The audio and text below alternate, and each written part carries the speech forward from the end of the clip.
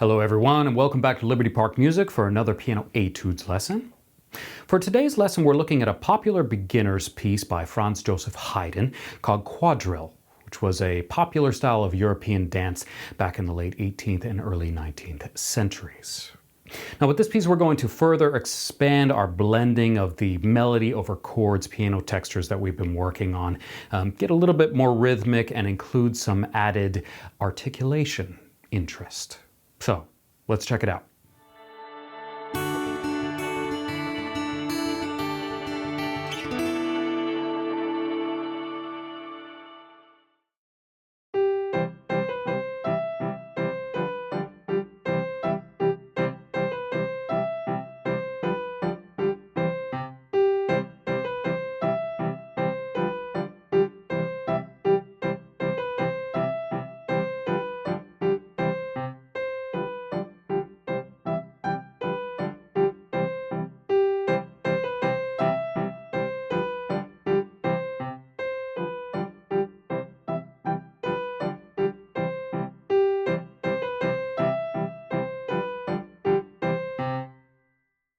We're back to treble and bass clef. Hooray!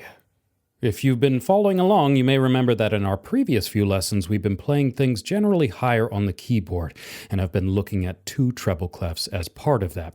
But here we are, back to the more standard treble and bass clef combo. This piece is in the dance-friendly time signature of 3/4 and has a tempo indication of allegretto, which means not as fast as allegro but faster than the so-called walking speed of andante. A new feature here that we haven't seen yet in this course are the pickup measures, which you can see at the beginning and in the middle of the piece. We'll discuss these more specifically in the details section of the lesson, but it's worth it to point them out now. In terms of repetitions, you might have already noticed that the left hand is pretty much going between two chord positions for the whole piece, and we have exact repetitions between measures 1 through 3, 5 through 7, and 13 through 15. Take a quick note of the articulations, that is the slurs and staccato dots. They play an important role in the final sound of this piece, and we are going to be spending some time with them. All right, let's jump over to the first few measures. So regarding our hand positioning, our left hand is going to C position on the C below middle C. Our right hand is doing something a little different. The melody for this piece doesn't really conform to a simple close position, so we're going to spend most of our time in what looks to be either G or A position, but it's almost more helpful to not think of a single position in this case. If you'll recall, in a previous lesson I made mention of how our perception of hand positions kind of expands as we become more comfortable with the keyboard. And this is a pretty good example of a spot in which it's easier to think of a more general range of keys, which mostly spans between this sixth on G and this E up here.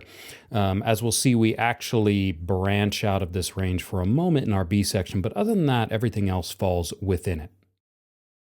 Now, listen as I play the melody by itself once.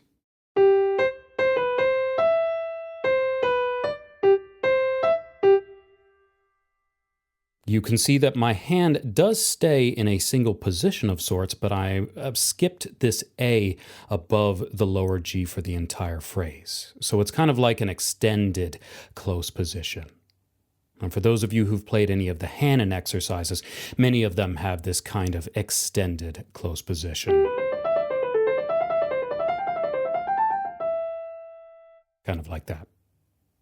Now, the left hand is just playing one chord per beat, switching between this C major chord and what is actually part of a second inversion G7 chord. Now, once again, if that sounds like alien lingo to you, don't worry about it. You really don't need to know it to learn the piece. What's really important here is the steadiness and security of your delivery.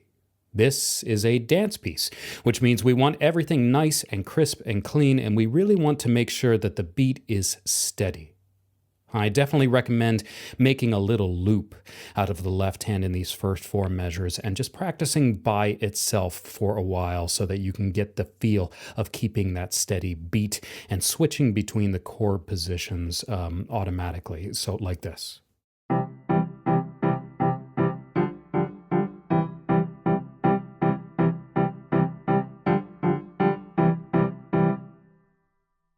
However you decide to learn it, make sure that you do not have a pause between measures 2 and 3.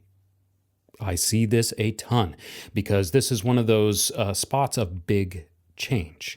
It's a prime spot for bar line hesitation, so make sure you practice extra at getting this comfortable and smooth.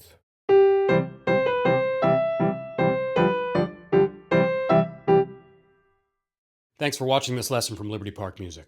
If you enjoyed this lesson and learned something from it, do us a favor, hit that like button. And if you really liked it, share it around. Let your friends and family check it out too. If you want to find more lessons like this or explore other piano-related topics, please come visit us at libertyparkmusic.com. We have full piano courses ranging from beginner to more advanced levels, and everything is online and streaming 24/7 so that you can design your music learning around your schedule and learn in the comfort of your own home from a talented roster of professional teachers and musicians. Come check us out.